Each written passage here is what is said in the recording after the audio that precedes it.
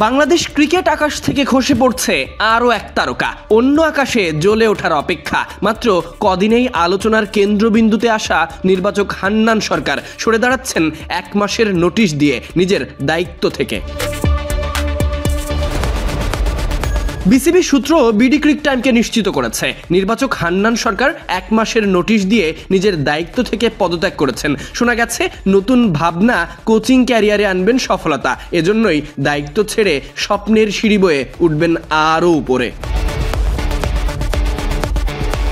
এর সত্যতা নিশ্চিতে cricket operations manager Shahriar নাফিসের সঙ্গে যোগাযোগ করা হলে তিনি বলেন, এমন একটা খবর আমি জানি, তবে পদত্যাগপত্র তো আমার কাছে জমা দেয় না, সেটা যায় চেয়ারম্যানের কাছে। বাংলাদেশ দলের ক্রিকেটারদের মতো বাংলাদেশ ক্রিকেটের নির্বাচকরাও তারকার তকমা পায় বিভিন্ন জন বিভিন্ন রূপে। কেউ ভালো খেলোয়াড় নির্বাচন করে, সেটা হোক অনূর্ধ্ব 19 দলে, কেউ নিজেদের নির্বাচনী আমলে অদ্ভুত সব ব্যাখ্যা দিয়ে। তবে বাংলাদেশ ক্রিকেট ইতিহাসে এবারই প্রথম কোনো নির্বাচক নোটিশ দিয়ে নিয়েছেন সরে দাঁড়ানোর পরিকল্পনা।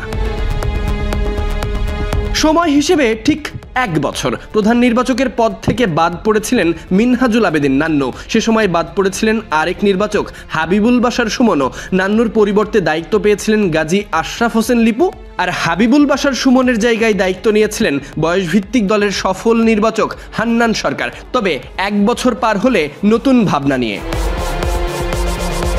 সময় যতটুকুই হোক না কেন, এখন পর্যন্ত এই নির্বাচক প্যানেলকে বলাই যায় সফল। তবে সাবেক খেলোয়াড় এবং বর্তমান নির্বাচকের নতুন ভাবনার পিছনে সবথেকে বড় গুঞ্জন কোচিং পেশায় মনোযোগী হতে, মাঠে ক্রিকেটারদের সঙ্গে কাজ করতে, নিজের প্রতিভার ভিন্ন দিক মূল্যায়ন করতেই নতুনভাবে ভাবছেন হান্নান সরকার।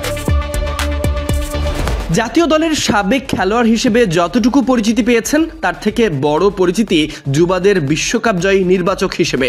2020 সালে যুব বিশ্বকাপে বাংলাদেশ দল চ্যাম্পিয়ন হয়েছিল। সেই দলের নির্বাচকের দায়িত্বে ছিলেন হান্নান সরকার। আজকের শরীফুল ইসলাম, তানজিদ হাসান তামিম, তাওহিদ হৃদয়রা তারই হাত ধরে উঠে এসেছে অনূর্ধ্ব 19 দলে। শুধু কি তাই, এশিয়া কাপ জয়ী যুবাদের নির্বাচকও ছিলেন হান্নান সরকার। পরবর্তীতে দায়িত্ব পেয়েছিলেন জাতীয় দলের নির্বাচন করার। এখন সেই দায়িত্ব থেকে অব্যাহতি নেওয়ার অপেক্ষায়। Sadiq Ahmed Sunny, BD ক্রিক time.